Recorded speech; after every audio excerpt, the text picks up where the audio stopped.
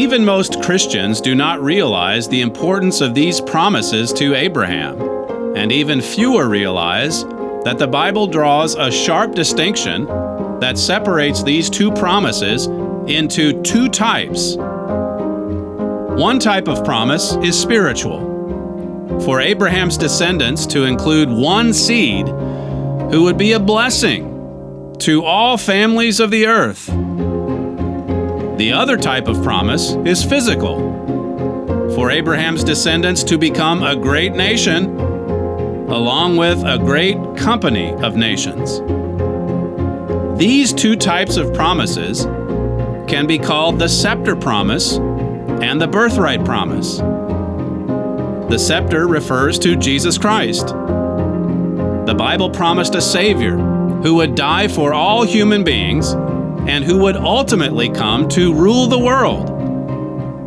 The birthright refers to Abraham's descendants becoming great nations. Abraham wanted God to pass the scepter promise and the birthright promise on to his son Ishmael. God replied that Ishmael would become a great nation, a combative nation, located east of Abraham's other descendants. But it was those other descendants to the west who would receive the far greater scepter promise and birthright promise. Not the descendants of Ishmael, but the descendants of Isaac.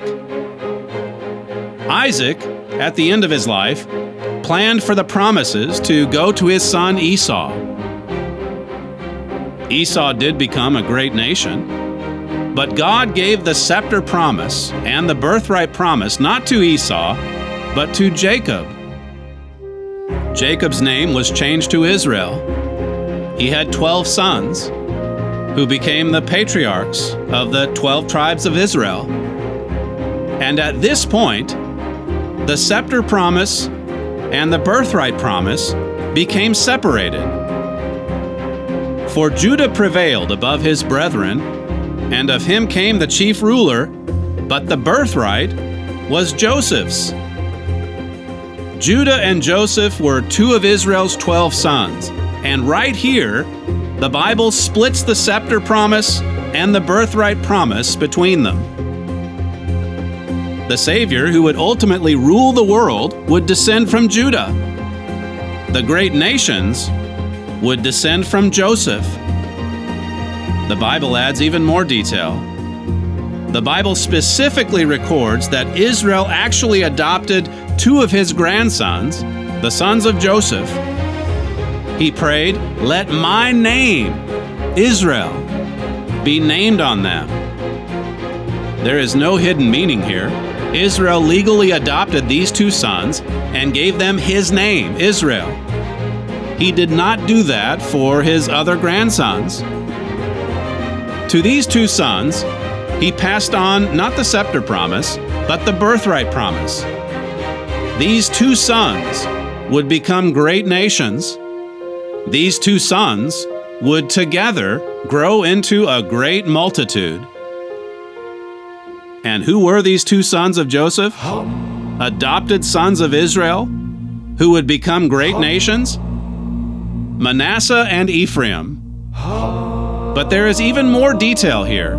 Comparing these details against history will show that the Bible is either invalid or amazingly accurate. The birthright was now split from the scepter, but now the birthright itself split. Joseph's eldest son was Manasseh. He was in line to receive the greater blessing, but Israel crossed his arms to place his right hand on the younger son, Ephraim. He also shall become a people, and he also shall be great. But truly, his younger brother shall be greater than he, and his seed shall become a multitude of nations. A multitude of nations. That means a company of nations. Manasseh would become a great nation, but Ephraim would become an even greater group of nations. These are specific details for how the birthright promise would be kept. And here is one more distinct detail. Israel later called all 12 of his sons to him, He told them about that which shall befall you in the last days. Talking about the future, the last days, Israel said this, "The scepter shall not depart from Judah, nor a lawgiver from between his feet until Shiloh come." The promise of a Savior for all families of the earth would remain with Judah right up until the coming of Shiloh, the Messiah. And notice this statement about Joseph in the last days. Joseph is a fruitful bough whose branches run over the wall.